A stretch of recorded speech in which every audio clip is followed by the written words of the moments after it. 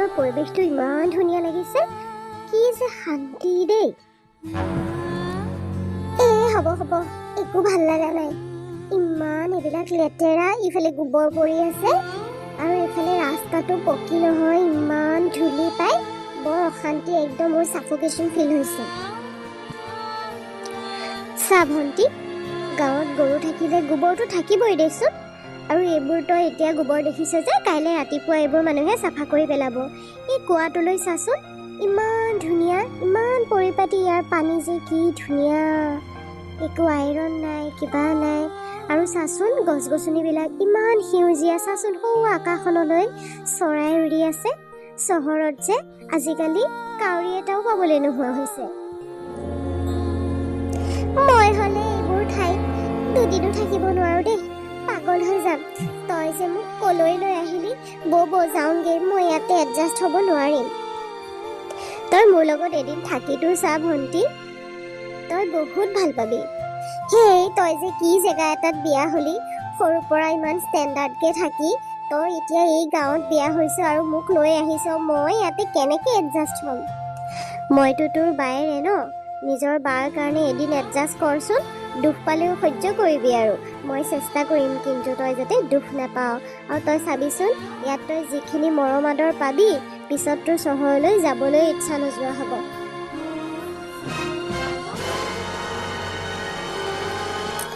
তই মানে এতিয়া মোক ইম'চনেলি ব্লেকমেইল কৰিছ ন, বা ভণ্টি কৈ বাৰু ঠিক আছে, হ'ব দে, তোৰ কাৰণে বাৰু মই এদিন থাকিম, কিন্তু কাইলৈ ৰাতিপুৱাই তই মোক গাড়ীত উঠাই দিবি, মই যামগৈ। এইবিলাক ৰাস্তাততো প্ৰাইভেট গাড়ীও নাহে।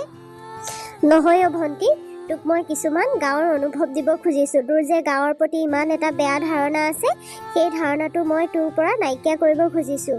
তোৰ ভিনদেউৰাৰ মা দেউতা, ঘৰখন বহুত মৰমীয়াল, আৰু তেওঁলোকে নহয়, এই গাঁওখনত থকা প্ৰতি ঘৰ মানুহেই মৰমীয়াল, কেতিয়াও কাকো বিপদত পৰিব নিদিয়ে। চহৰৰ সেই কৃত্ৰিম মানুহৰ মনবিলাকৰ পৰা বহু দূৰত ভণ্টি। তোক মই কেৱল এটা অনুভৱ দিব খুজিছোঁ, তই যদি বেয়া পাৱ ঠিক আছে, কাইলৈ ৰাতিপুৱাই মই তোক গাড়ীত উঠাই দিম, তই যাবিগৈ। লাগিলে তোৰ কাৰণে মই প্ৰাইভেট গাড়ী এখন বুক কৰি দিম। চা ভণ্টি, ভিনদেউৰাই চাকৰি কৰে, ময়ো চাকৰি কৰোঁ, তথাপিওনো আমি কিয় গাঁৱত আছোঁ? আমিতো ইচ্ছা কৰিলে বাহিৰত ফ্লেট এটাও ল'ব পাৰোঁ। কিন্তু চাচোন, আমি সকলোৱে যদি গাঁওবিলাক এৰি দিওঁতে এই ধৰণীটো নাইকিয়া হৈ যাবগে। বুজি পাইছনে? দেখিছনে তই অক্সিজেন লেভেল কিমান মানে কমি গৈছেগে, বৰষুণ কমি গৈছেগে। গতিকে মানুহৰ বেমাৰৰ কাৰণ এইবিলাকে, কাৰণ আমি গাঁৱৰ লগত এটাচ নোহোৱা হৈছোঁ। আমি সেই চহৰৰ ধোঁৱা ধূলি ইণ্ডাষ্ট্ৰীবিলাকৰ মাজতে জীয়াই থাকোঁ। গতিকে মই কেৱল তোক এটা অনুভৱ দিব বিচাৰিছোঁ ভণ্টি, তই থাকি চাচোন। ঠিক আছে বাৰু, হ'ব, কিন্তু মই হ'লে এডজাষ্ট কৰিব নোৱাৰিলে তই কি কৰিবি? মই কৈছোঁ নহয়, মোৰ কাৰণে তই এদিন কম্প্ৰমাইজ কৰ আৰু। বাৰু হ'ব দে, ব'ল। মা, এয়া ময়ূৰী। আপুনি ময়ূৰীক দেখা নাই নহয়? তাই পঢ়িবৰ কাৰণে বহুত দিন লণ্ডনত আছিল যে, এতিয়া আহিছে, আৰু বায়েকৰ ঘৰখন চাব ইচ্ছা কৰাত মই লৈ আহিলোঁ। ময়ূৰী, এয়া মোৰ শাহু মা, ভিনদেউৰাৰ মাক। আইজনী ইমান মৰম লগা পাই, একেবাৰে বায়েকৰ নিচিনা খাইলা। ইমান কষ্ট কৰি যে তুমি আমাৰ এই গাঁৱৰ জেগালৈ আহিলা, তোমাক একেবাৰে অভিনন্দন জনাইছোঁ দেই আই। থাকিব লাগিব কিন্তু আমাৰ ঘৰত আকৌ কেইদিনমান, ইমান সোনকালে যাব নিদো তোমাক। আপোনাৰ ভালনে? আইজনী ভালেই, ৰ'বা দেউতাক মাতি দিছোঁ। হেৰি শুনিছে, এফালে আহকচোন, কোন আহিছে চাওকহি, আমাৰ বোৱাৰী ভনীয়েক আহিছে, আহক। বা, আমাৰ বোৱাৰী ভনীয়েকচোন একে খাইলা বোৱাৰী নিচিনাই। কিবা অসুবিধা পালা নেকি আহোঁতে? ভাল লাগিল তুমি যে আহিলা আমাৰ গাঁৱৰ ঘৰলৈ, তোমাক একেবাৰে আদৰণি জনাইছোঁ। থাকিব লাগিব দেই। পিছে কোৱাচোন, তুমি মাছ খোৱা নে মাংস খাই ভাল পোৱা? মই বজাৰৰ পৰা লৈ আহোঁগৈ এতিয়া। এই বজাৰৰ পৰানো কিয় আনিব লাগে? পুখুৰীতে মাছ আছে, ঘৰত লোকেল মুৰ্গী আছে, এই ব্ৰইলাৰবিলাক আনিব নালাগে, থক। ৰ'বা, তেওঁবা আকৌ লোকেলবিলাক খায় নে নাখায়? টাউনৰ মানুহ নহয়, ব্ৰইলাৰহে খায়। হ'ব আংকল আণ্টি, মোৰ কাৰণে ইমান ভাবিব নালাগে, আপোনালোকে যি খায় মই তাকে খাম দিয়ক। কথাও যে কৈছে। বাৰু হ'ব, এতিয়া থিয় হৈ থাকিব নালাগে। বোৱাৰী যোৱা, ভণ্টিক লৈ যোৱা, কাপোৰ কানি সলাবলৈ দিয়া, মুখ হাতকেইটা ধুই আহক, মই চাহ বনাওঁ। ঠিক আছে মা, হ'ব দিয়ক। ভণ্টি ব'ল ভিতৰলৈ। ৰুমটো পচন্দ হৈছেনে ভণ্টি? তই যিকেইদিন থাক এইটো ৰুমটোক দিলোঁ, তই ইচ্ছা কৰিলে ইয়াতে কিবা কিবি পঢ়িবও পাৰিবি, টিভি চাব পাৰিবি, গান শুনিব পাৰিবি, যি ইচ্ছা তই কৰিব পাৰিবি। বা বহুত ধুনীয়া লাগিছে, ভিতৰখন দেখিলে যে গাঁৱৰ ঘৰ বুলি ক'বই নোৱাৰি। মই ভাবিছিলোঁ গাঁৱৰ ঘৰবিলাক একেবাৰে ভাঙা চিঙা বৰষুণ পৰা হয় নেকি। ভণ্টি, এইবোৰ মানুহৰ ভুল ধাৰণা। কোনে কৈছে গাঁৱত ভালকৈ থাকিব নোৱাৰি? আমি গাঁৱতো নিজৰ ঘৰখন প্ৰয়োজনীয় আচবাবখিনিৰে ভৰাই ৰাখিব পাৰোঁ, যিখিনি নহ'লে নহয়। আৰু সেইখিনি কৰিবলৈ যে আমি চহৰত চিফ্ট হ'ব লাগিব, ফ্লেট ল'ব লাগিব, তেনেকুৱা কোনো কথা নাই ন। আমি গাঁৱৰ ঘৰখনতো নিজৰ প্ৰয়োজনীয় বস্তুখিনি ল'ব পাৰোঁ। আমি যে বিল্ডিং ঘৰটোতহে সেইখিনি সুবিধা পাম সেইটো নহয়। আমি এনেকুৱা ঘৰবিলাকতো সেইখিনি সুবিধা লৈ ল'ব পাৰোঁ। আৰু ভণ্টি কি জানো, মানুহৰ অৱস্থা চাইহে ব্যৱস্থা। আগতে অকণমান দিনবোৰ বেয়াই আছিল, তেনেকুৱাই আছিল। তোৰ ভিনদেউৰাই যেতিয়া পঢ়িছিলে, এই আকাশলৈ বোলে তৰা দেখা পায়, বৰষুণ পৰে বোলে। কিন্তু এতিয়া আমি সবল হৈছোঁ নহয়, এইখিনি ধুনীয়াকৈ বনাই লৈছোঁ। নিজৰ প্ৰয়োজনীয় গোটেইখিনি বস্তু আছে। কিন্তু আমি গাঁৱৰ সেই হাৱাটোৰ পৰা আমি হাত সাৰা নাই, যাতে আমি সদায় সেই ফ্ৰেছ হাৱাটো লৈ থাকিব পাৰোঁ। সেইকাৰণে আমি গাঁৱৰ ঘৰখনতেই থকাটো সিদ্ধান্ত লৈছোঁ। ভাল লাগিছে বা। বাৰু হওক দে, তোৰ যে ভাল লাগিছে। আৰু ভণ্টি, এটা কথা কিন্তু, আমাৰ ঘৰত থকা নিচিনা ইয়াত হ'লে AC নাই। কিন্তু সেয়া দেখিছনে, খিৰিকীৰ পৰ্দাবোৰ খোলা আছে, সেয়া যে গছ আছে, ইমান ধুনীয়া হাৱা আহে। সেই খিৰিকী অকণমান খুলি ল'লে বৰ শান্তিয়ে শুব পাৰিবি। আৰু মহ চহো তেনেকৈ নাই। শহু দেউতাই বাউণ্ডেৰীটো বৰ চাফ চিকুণকৈ থয় নহয়, মানে মহ জন্মই হ'ব নাপায় ইয়াত। হয় নেকি বা? ঠিক আছে। পিছে ভিনদেউ ক'ত গ'ল? ভিনদেউ আহিব এতিয়া, আহিছেই চাগে, এই হৰণ মাৰিছে ময়ূৰী, ভালে ভালে আহি পালাহিনে? হয় ভিনদেউ, ভালে ভালে আহি পালোহি। আপোনাৰ ভালনে? মোৰ ভাল দিয়া। কিবা খালানে? মুন্মি, কিবা দিলানে ভণ্টিক খাবলৈ? দিলোঁ দিয়ক। এতিয়া আকৌ দেউতাই সেই পুখুৰীত নামি মাছ ধৰিছে। মায়ে আকৌ সেই ঘৰৰ মুৰ্গীটো কাটিবলৈ মানুহ বিচাৰি ফুৰিছে। মায়ে ভয় কৰে যে। সেই এইবোৰ কৰিবই নালাগিছিল। হ'ব দিয়া, একো নাই নহয়। পিছে মানস ক'ত গ'ল? সি গাড়ীখন ঠিক কৰি আছে হ'বলা, কিবা এটা হ'ল বোলে, আহিব ৰ'বা। মানস মানে আপোনাৰ ভাইটি ভিনদেউ? তুমিতো তাৰ লগত চিনাকি হোৱাই নাই। সেয়াই আমাৰ পৰিয়াল। তোমাৰ বা, মই, ভাইটি আৰু মা দেউতা। সেই তোমালোকৰ নিচিনা, তোমালোকৰ যেনেকৈ দুজনী ছোৱালী, আমাৰ তেনেকৈ দুজন ল'ৰা। আচ্ছা, বুজি পাইছোঁ। চিনাকি হ'ব লাগিব তেন্তে। হ'ব লাগিব আকৌ, ৰ'বা। মানস, এইফালে আছোন। দাদা, তই মাতিছিলি? মানস, এয়া ময়ূৰী। হাই। হেল্ল', হাই মানস, ভালনে তোমাৰ? মই ময়ূৰী। মৃন্ময়, তুমি যোৱাচোন, দেউতা যে পুখুৰীত নামিছে, চাই আহা মাছ পাইছেনে নাই। অকলে নামি আছে মানুহজন। ঠিক আছে, মই চাই আহোঁ, তোমালোকে কথা পাতা। বৌ। মানস, কোৱা। বৌ, আপুনি যে বজাৰ কেইটামান আনিব দিছিলে, এই ডাইনিং টেবুলখনৰ ওপৰতে থৈ দিছোঁ, আপুনি চাই ল'ব। ঠিক আছে বাৰু, মই চাই ল'ম। তোমালোকে অকণ কথা পাতা, নহ'লে মই আহি আছোঁ। পিছে ময়ূৰী, তোমাৰ ষ্টাডি কেনেকুৱা হ'ল কোৱাচোন? ইমান দিন যে লণ্ডনত আছিলা। ভালেই। পিছে মানস, তুমি এতিয়া কি কৰি আছা? মই MBA কৰিলোঁ, এতিয়া প্ৰাইভেট ছেক্টৰতে জব কৰি আছোঁ। ঠিকে আছে বাৰু, প্ৰাইভেট যেনো হ'লেও মানে চব ঠিকে আছে। বাৰু হওক দিয়া, খুব ভাল লাগিল। ময়ো প্ৰাইভেট ছেক্টৰতে কৰিম বুলি ভাবিছোঁ। হ'ব আৰু বা, ভিনদেউটোৰ গভৰ্ণমেণ্ট আছেই। আৰু আমি যদি এখন ঘৰতে চব গভৰ্ণমেণ্ট চাকৰিবিলাক লৈ আহোঁ, তেনেহ'লে বাকী মানুহেচোন নাপাবই। মোৰো প্লেনিং প্ৰাইভেট ছেক্টৰতে কাম কৰা। আৰু আচলতে লণ্ডনত পঢ়াটো মই চাকৰি বুলি নহয়, মোৰ মন আছিলে আৰু মানে তেনেকৈ বাহিৰত পঢ়িবলৈ যোৱাটো, সেইকাৰণে পঢ়িলোঁ। আৰু এতিয়া ৰিচাৰ্চৰ কামখিনি হ'ব আৰু থেচিছটো জমা দিলোঁ। এতিয়া ফাইনেল ভাইভাটো হোৱাৰ পিছত আৰু মোৰ PhD কামটো কমপ্লিট হ'ব। আছোঁ আৰু দিয়া তেনেকৈয়ে। বাৰু ভাল লাগিল দিয়া। পিছে আমাৰ গাঁৱৰ জেগাখিনি কেনেকুৱা লাগিল? সঁচা কথা কৈছোঁ মানস, তোমাকনো কি মিছা কথা ক'ম, আমি আৰু চেম এজৰ নিচিনাই। তাৰমানে প্ৰথম যেতিয়া মই আহিছিলোঁ মোৰ মানে একদম ছাফোকেশ্যন হৈছিলে। ভাবিছিলোঁ কেনেকৈ গাঁৱত মানে এডজাষ্ট কৰিম। কিন্তু তোমালোকৰ ঘৰত আহি পেলাই পৰিৱেশটো দেখাৰ পিছত মোৰ সঁচাকৈ গাঁৱৰ প্ৰতি টোটেলি মোৰ মনটো মানে একদম সলনি হৈ গ'ল। হয়নে? পিছে তোমাৰ বায়ে ঘৰখন যিমান ধুনীয়াকৈ সজাই পৰাই ৰাখিছে, আচলতে কি জানা, মানুহৰ মনবিলাক যদি চাফা হয় নহয়, ঘৰখনত বহুত সুখ। এতিয়া আমাৰ ঘৰখনত জানানে, এইটো নহয় যে দাদাবোৰ চাকৰি বা মই কিবা এটা কৰোঁ কাৰণে, আগতেতো বহুত কষ্ট মাৰিব লগা হৈছিল। তথাপিও আমাৰ ঘৰখনত কাজিয়া পেচাল, বেয়া মানুহ, সেইবোৰ একো নাছিলে।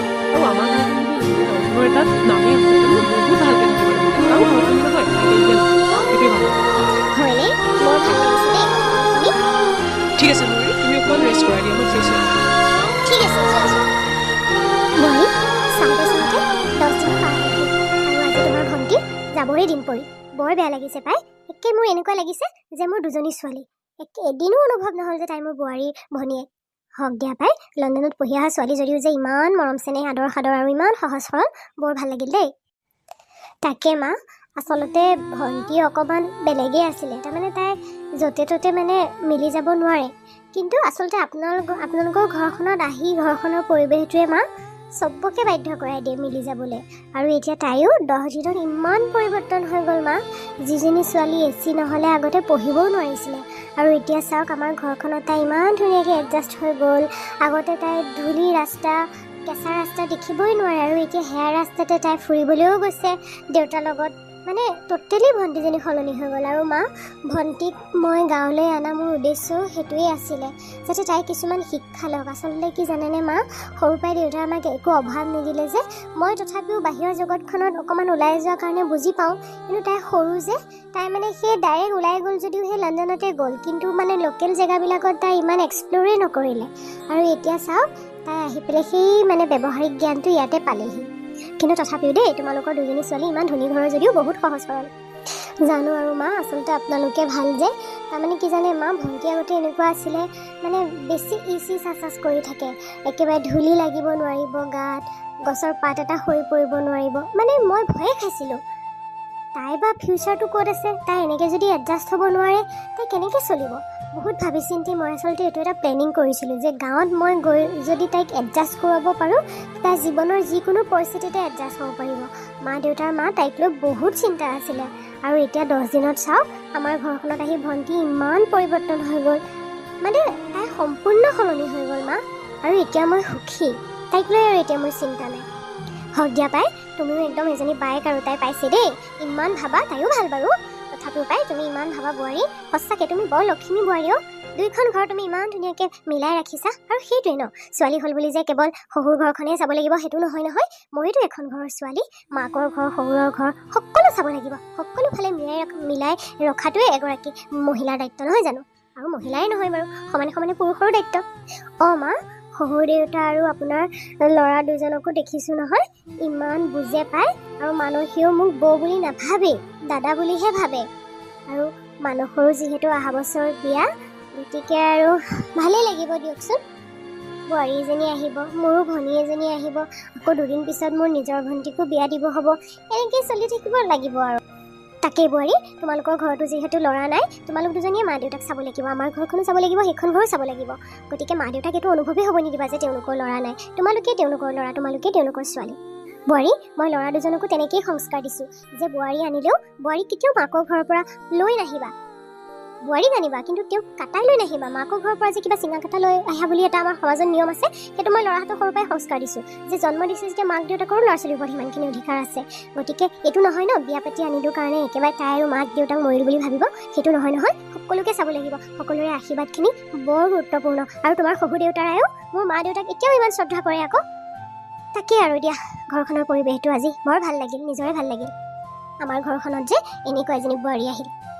মা, আচলতে ভালেহে ভালক পায়, আপোনালোক যে ভাল, আৰু আমিও ইয়াতে ভাল নহৈও নোৱাৰিছোঁ মা। প্ৰথমে বাৰু মোৰো অকণ অসুবিধা হৈছিল, কাৰণ মই সৰুৰ পৰা তেনেকৈ চহৰত ডাঙৰ হোৱা ছোৱালী। কিন্তু মা, আপোনালোকৰ মৰমে সকলো মিলাই দিলে। বা ভণ্টি, কি দেখিলোঁ আজি যে তই মেখেলা চাদৰ পিন্ধিলি ৱেষ্টাৰ্ণ কাপোৰ এৰি। বা মানে কিয় জানো মোৰো মন গ'ল মেখেলা চাদৰ পিন্ধিবলৈ। সদায় আৰু কিমান পেট পিঠি ওলোৱা কাপোৰ পিন্ধি থাকিম, কিয় জানো এতিয়া মোৰ সেইবিলাক পিন্ধিব ইচ্ছা নাযায়। মেখেলা চাদৰযোৰ পিন্ধিবলৈ বৰ মন গ'ল। পিছে বা, মই অকণমান শকত হৈছোঁ নহয়, এই তোৰ জোখৰ ব্লাউজ মোলে নহ'লে, সেইকাৰণে আৰু এই টপটোকে পিন্ধিলোঁ দে। আইঅ ময়ূৰী, ইমান মৰম লাগিছে তোমাৰ। আৰু বা, তই যে ফ্ৰক পিন্ধিছ, কিয় ভণ্টি? পিন্ধিব নিদিয়ে বুলি ভাবিলি নেকি? মই ইচ্ছা কৰিহে মেখেলা চাদৰ পিন্ধোঁ।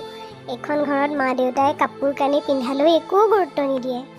সঁচাকৈ বা, মই কিন্তু 10 দিনৰ জীৱনৰ এটা ডাঙৰ লেচন পালোঁ যে মানুহক ন বাহিৰটো চাই পেলাই যে জাজ কৰিব নালাগে।